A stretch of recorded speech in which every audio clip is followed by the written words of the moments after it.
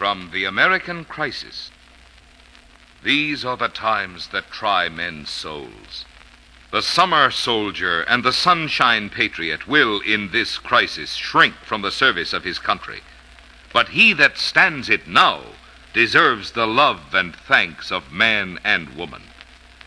Tyranny, like hell, is not easily conquered. Yet we have this consolation with us, that the harder the conflict, the more glorious the triumph. What we obtain too cheap, we esteem too lightly.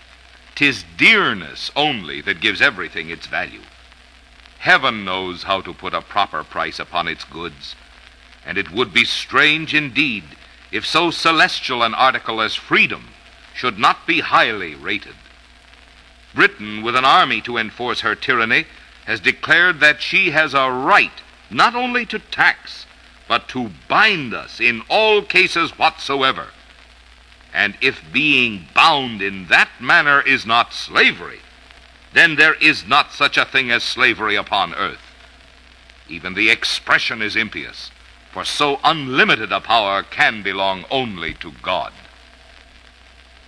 Whether the independence of the continent was declared too soon or delayed too long, I will not now enter into as an argument. My own simple opinion is that had it been 8 months earlier, it would have been much better. We did not make a proper use of last winter, neither could we while we were in a dependent state. However, the fault, if it were one, was all our own. We have none to blame but ourselves. But no great deal is lost yet. All that Howe has been doing for this month past is rather a ravage than a conquest, which the spirit of the Jerseys a year ago would have quickly repulsed, and which time and a little resolution will soon recover. I have as little superstition in me as any man living, but my secret opinion has ever been and still is that God Almighty will not give up a people to military destruction or leave them unsupportedly to perish, who have so earnestly and so repeatedly sought to avoid the calamities of war by every decent method which wisdom could invent. Neither have I so much of the infidel in me as to suppose that he has relinquished the government of the world and given us up to the care of devils. And as I do not, I cannot see on what grounds the King of Britain can look up to heaven for help against us. A common murderer, a highwayman, or a housebreaker has as good a pretense as he. 'Tis surprising to see how rapidly a panic will sometimes run through a country. All nations and ages have been subject to them. Britain has trembled like an ague at the report of a French fleet of flat-bottomed boats. And in the 14th century, the whole English army, after ravaging the kingdom of France, was driven back like men petrified with fear. And this brave exploit was performed by a few broken forces, collected and headed by a woman, Joan of Arc. Would that heaven might inspire some Jersey maid to spirit up her countrymen and save her fair fellow-sufferers from ravage and ravishment. Yet panics in some cases have their uses. They produce as much good as hurt. Their duration is always short. The mind soon grows through them and acquires a firmer habit than before.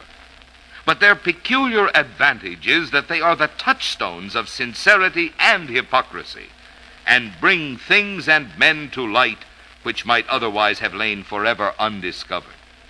In fact, they have the same effect on secret traitors, which an imaginary apparition would have upon a private murderer.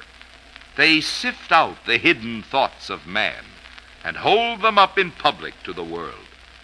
Many a disguised Tory has lately shown his head that shall penitentially solemnize with curses the day on which Howe arrived upon the Delaware. I thank God that I fear not. I see no real cause for fear. I know our situation well and can see the way out of it. While our army was collected, Howe dared not risk a battle, and it is no credit to him that he decamped from the White Plains and waited a mean opportunity to ravage the defenseless Jerseys. But it is great credit to us that with a handful of men we sustained an orderly retreat for near 100 miles, brought off our ammunition, all our field pieces, the greatest part of our stores, and had 4 rivers to pass. None can say that our retreat was precipitate, for we were near 3 weeks in performing it, that the country might have time to come in. Twice we marched back to meet the enemy and remained out till dark.